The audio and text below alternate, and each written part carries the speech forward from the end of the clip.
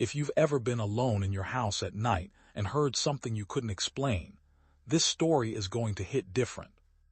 I'm an electrician from Knoxville, Tennessee.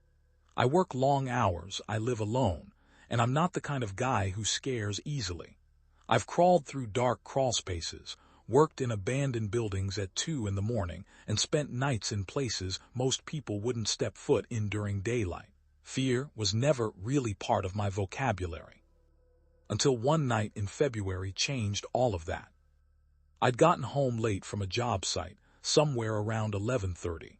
My neighborhood is quiet, residential, the kind of street where people are in bed by 9, and the only thing moving outside past midnight is the occasional raccoon knocking over someone's trash can. Normal, safe, boring even. I parked in my driveway, grabbed my work bag and went inside, locked the front door behind me. Habit. I always lock it, deadbolt and chain. I kicked off my boots in the hallway, threw my bag on the kitchen table and went straight for the fridge. I hadn't eaten since noon. The house was quiet. That comfortable kind of quiet you get when you've lived somewhere long enough that you know exactly what it's supposed to sound like. The hum of the refrigerator, the occasional tick of the baseboard heater, the distant sound of a car passing maybe 2 streets over, all of it normal, all of it mine. I made a sandwich, sat down at the kitchen table and started scrolling through my phone. Maybe 15 minutes passed, maybe 20, and then I heard it. A door closing. Not slamming, not creaking, closing, deliberately, softly, the way you'd close a door if you didn't want someone to hear you. I froze. It came from the back of the house, near the laundry room. Now here's what you need to understand about my house. It's a single-story ranch-style place. 3 bedrooms, 1 bathroom, a kitchen, a small living room, and a laundry room at the very back that has its own exterior door. That exterior door leads to a small fenced yard. I keep that door locked. I always keep it locked. I'd actually been meaning to replace the deadbolt on it for months because the mechanism had started to feel a little loose, but I kept putting it off. I sat completely still at that kitchen table, my sandwich halfway to my mouth, and I listened. Nothing. 30 seconds of nothing. I told myself it was the house settling. Old houses make sounds. I'd lived there for 6 years and I knew that. But somewhere in the back of my mind, a voice was telling me that wasn't what I'd just heard.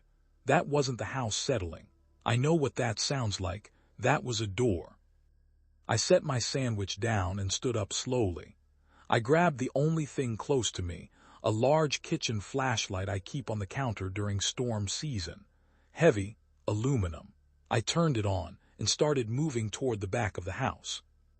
I reached the laundry room doorway and stopped. I reached around the doorframe and hit the light switch. The fluorescent light flickered on. The room was empty. I exhaled, stepped inside, and then I looked at the exterior door. It was unlocked. Not just unlocked, the door wasn't even fully latched. There was a gap, thin, maybe half an inch, but it was there. My heart dropped. I was certain, completely certain, that I had locked that door. I check it every night. It's part of my routine. But standing there looking at that gap, I started second-guessing myself. Had I actually checked it that morning? Had I gone out back recently and forgotten to lock it behind me? My mind started cycling through every possibility to avoid landing on the one that made the most sense. Someone had been in my house.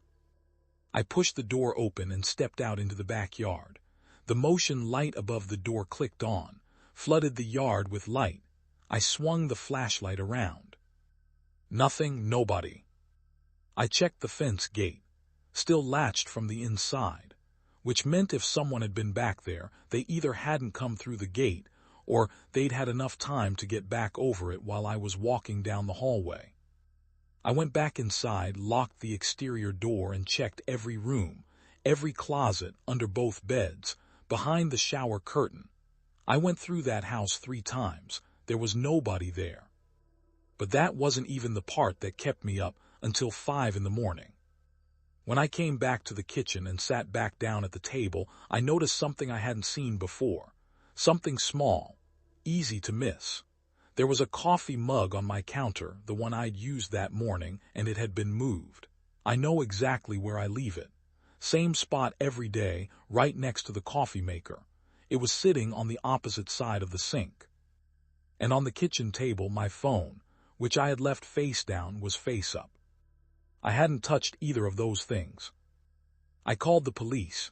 2 officers came out, took a report, walked the perimeter. They found something I'd missed, boot prints in the mud along the side of the house. Fresh ones, leading up toward the back, and stopping near a point in the fence where someone could have climbed over. Someone had been in my house while I was sitting 10 feet away eating a sandwich. They never found out who it was. No prints inside. No usable evidence. The detective who followed up told me it might have been an opportunist, someone who saw the lights off and tried the back door, didn't expect anyone to be home, and slipped out when they heard me moving around. That's the explanation that's supposed to make me feel better. It doesn't. Because what I keep coming back to, what I still think about at night even now, is the timing. I got home at 11:30. The job site ran long. I wasn't supposed to be home until after midnight. Someone had a plan. Someone had been in that house long enough to move things, long enough to be comfortable.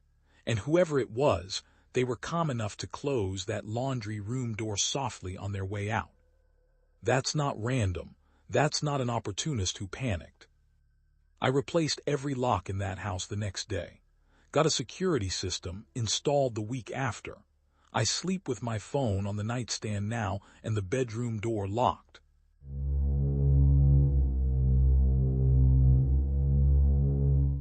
This happened about 2 years ago, back when I was living in a rented house in rural Ohio.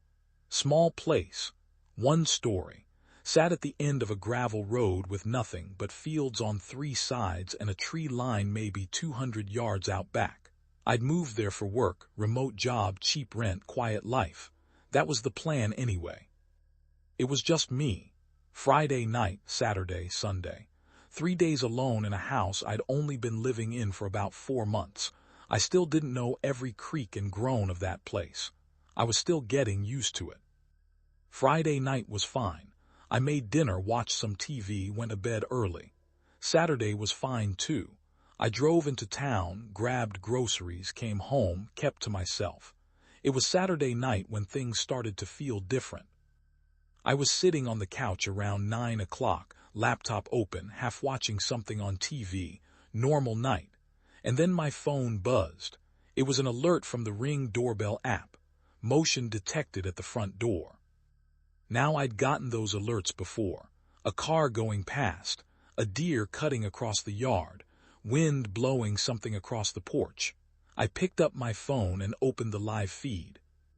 Nothing there, porch light was on, driveway was empty still.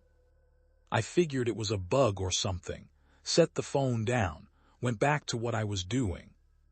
20 minutes later, another alert. I opened the app again, same thing, empty porch, nobody there, but this time I noticed something in the corner of the frame. Down at the very edge of the driveway, right where the gravel meets the road, a car. Parked, lights off. I stared at it for a second, told myself it was probably someone pulled over to check their GPS. Maybe a neighbor, maybe nothing. But I kept the app open and I watched, and that car did not move. 5 minutes, 10 minutes. It just sat there in the dark with the engine off, and the lights off, and nobody getting out. I got up and locked the front door, checked the back, checked the windows, everything was locked. I felt stupid doing it, honestly. Felt like I was overreacting, but I did it anyway. I called Dana, told her what I saw. She said the same thing I told myself, probably nothing, probably just someone parked for a minute. But her voice had that edge to it, that edge people get when they're trying to sound calm, but they're not completely sure. I went back to the couch, pulled up the camera feed again. The car was gone. And I don't know why, but that made me feel worse. Not better, worse. I turned more lights on, poured myself a water, tried to settle down. By 11 I figured I was making something out of nothing and I went to bed. I woke up at 6:47 Sunday morning feeling completely normal, made coffee, stood at the kitchen window looking out at the backyard. Gray morning, wet grass, quiet. And then I saw it. On the back porch, my back porch, there were 2 lawn chairs. I kept them folded up along the wall out there. Both of them were open, set up, facing the yard, like someone had sat in them. I didn't open those chairs. I hadn't been on that porch in days. Dana hadn't been there since the week before. I stood at that window for a long time. I didn't move. I just stood there with my coffee getting cold in my hand, staring at those 2 chairs sitting open on my back porch like whoever had set them up planned to come back. I called the sheriff's department. I felt embarrassed doing it. How do you report 2 lawn chairs? But the deputy that came out took it seriously. He walked the perimeter of the house. He checked the fields. He didn't find anyone, but he did find something. Along the side of the house, in the soft dirt by the AC unit, there were tire marks. Not from my truck, narrower, a different vehicle, close enough to the house that you wouldn't see them from the road. He took a report, told me to call if anything else happened, suggested I stay with someone that night if I could. He had this look on his face when he left, not an alarmed look, more like the kind of look someone gives you when they know something they're not saying out loud. Dana came home early. I didn't have to ask, she just came. We didn't talk much about it that night. The police never found out who it was. No other incidents after that. Nobody ever came forward. The case just went quiet the way those things do when there's nothing solid to go on. But here's the part I think about the most. When I went back through the Ring footage the next morning, all of it, the full timeline from Friday night to Sunday, I found a third alert I'd missed. It came in at 2:14 in the morning on Sunday. No car in the driveway that time. No movement on the front porch. But the camera had picked up something at the very edge of its range. At the far corner of the frame, just barely in frame, someone was walking away from my house. Head down, hands in their pockets, moving slow, no rush at all. We moved out 2 months later. Different city, different state. I told myself it was for other reasons. Maybe it partly was. But every time I'm home alone now, even in a new place, even with better locks and better cameras and neighbors 20 feet away, I still pick up my phone and check that camera feed. Every single time.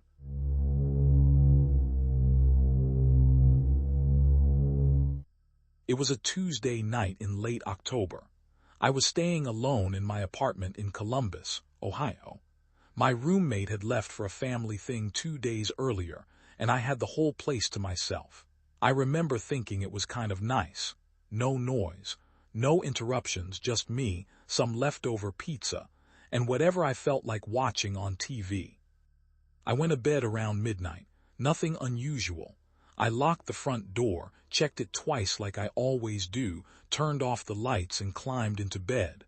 I was out within minutes. I woke up around 2 a.m. I didn't know why I woke up. There was no loud noise, no alarm, nothing obvious. Just this feeling, this deeply uncomfortable feeling that something was wrong. I lay there in the dark listening. Silence. I told myself this was what happened when you lived alone, so I put the phone down and closed my eyes.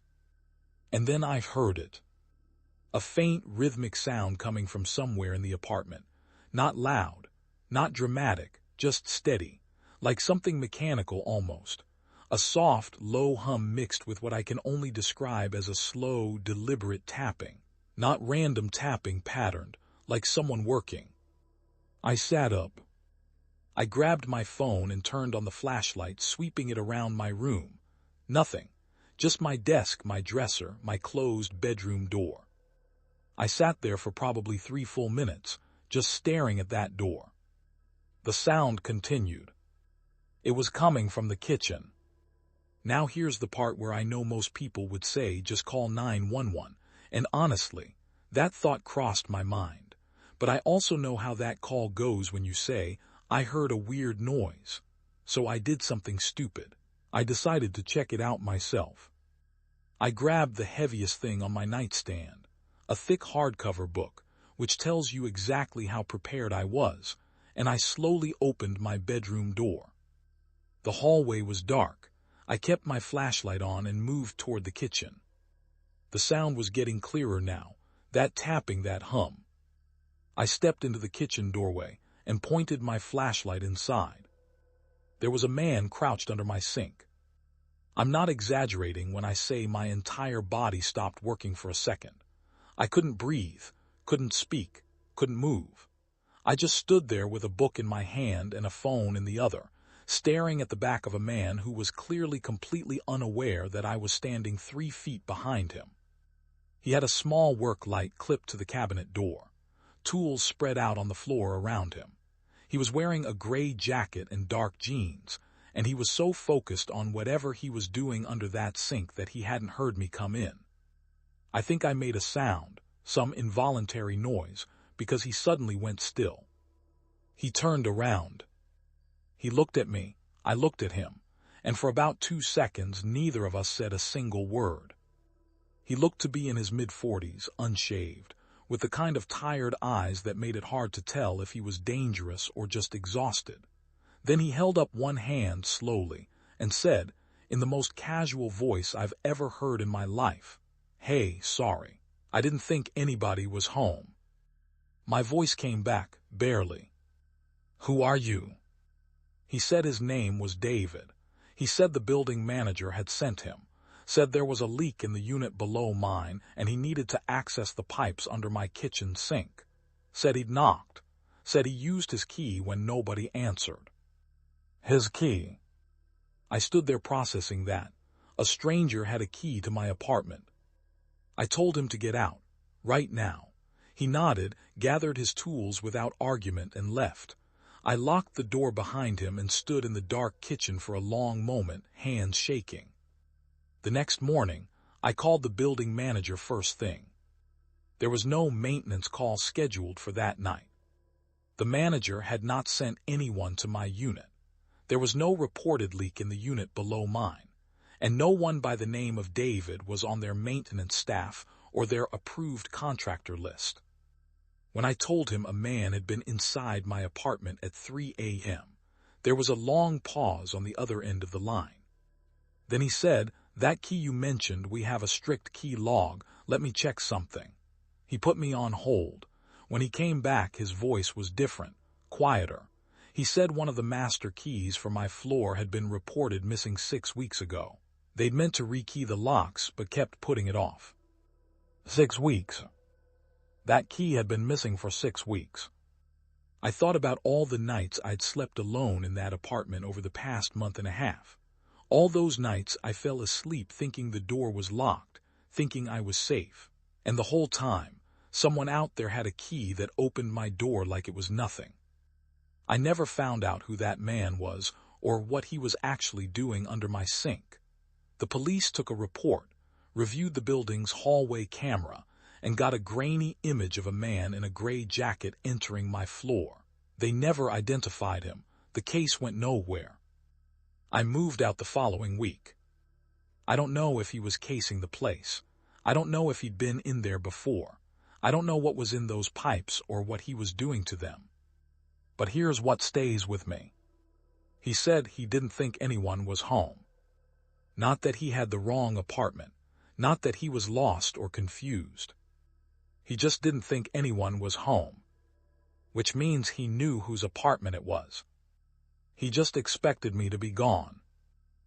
If you made it through all 3 stories, drop a comment below and tell me which one hit the hardest. I read every single one. And if you want more stories like this, hit that subscribe button. Give this video a like if it kept you up. Until next time, sleep tight.